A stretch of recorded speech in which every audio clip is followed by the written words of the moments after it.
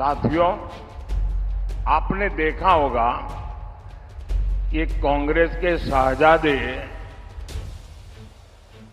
पिछले 5 साल से सुबह उठते ही माला जपना शुरू करते थे।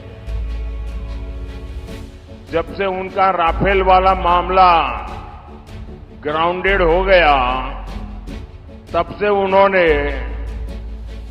एक नई माला जपना शुरू किया। 5 साल से एक ही माला जपते थे।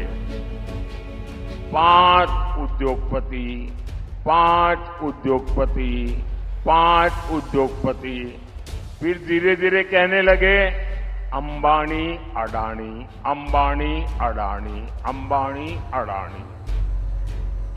5 साल से। लेकिन जब से चुनाव घोषित हुआ है, इन्होंने अंबानी अडानी को गाली देना बंद कर दिया। मैं आज तेलंगाना की धरती से पूछना चाहता हूं,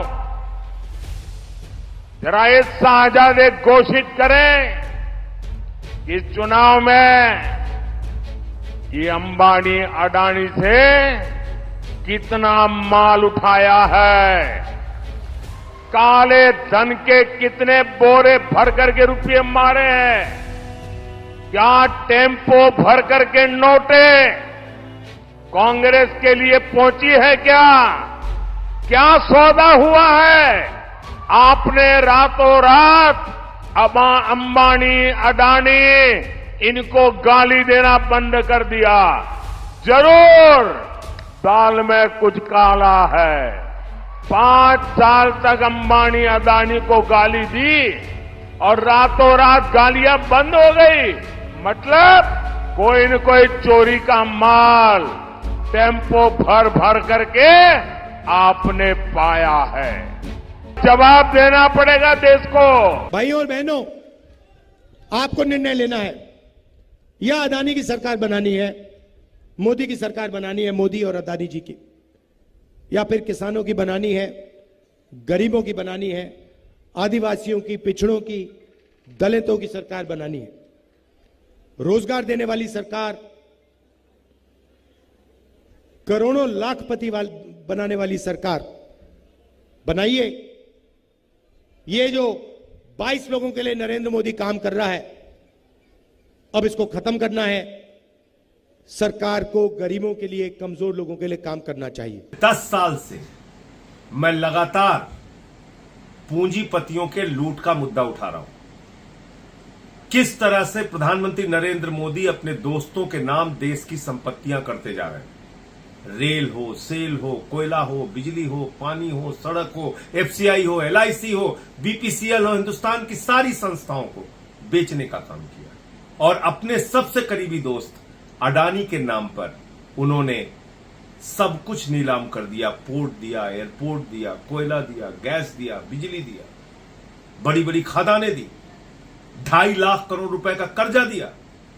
मैंने पार्लियामेंट में उनके सामने नारा लगाया, मोदी अडानी भाई भाई देश बेच के खाई मलाई। राफेल के मामले में पिटीशन किया कि किस तरीके से अंबानी को ठेका दिया गया। लेकिन बावजूद इसके 10 साल तक भारत के प्रधानमंत्री खामोश रहे। जब उनकी विदाई का वक्त आ गया, अब उनको अडानी अंबानी का भ्रष्टाचार याद आ रहा है। प्रधानमंत्री जी, आप कह रहे हैं टेम्पू में भर भर के रुपया पहुंचाया गया, काला धन आपके राज में पहुंचाया जा रहा है, तो आप कर क्या रहे हैं? 400 रुपए जिस किसान के खाते में रहता है, उसके घर में तो ईडी पहुंच जाती है। जब इतनी बड़ी जानकारी आपको है, टेम्पू नंबर आपको पता है, तो आप अपनी ईडी सीबीआई को क्यों नहीं भेजते? मैं तो ईडी को और सीबीआई को कहूंगा कि तुरंत प्रधानमंत्री का स्टेटमेंट दर्ज करें और कार्रवाई करें अडानी अंबानी के ऊपर कि कहां और कैसे काला धन पहुंचाया गया। मैं समझता हूं कि ये प्रधानमंत्री नरेंद्र मोदी की हार की हताशा है।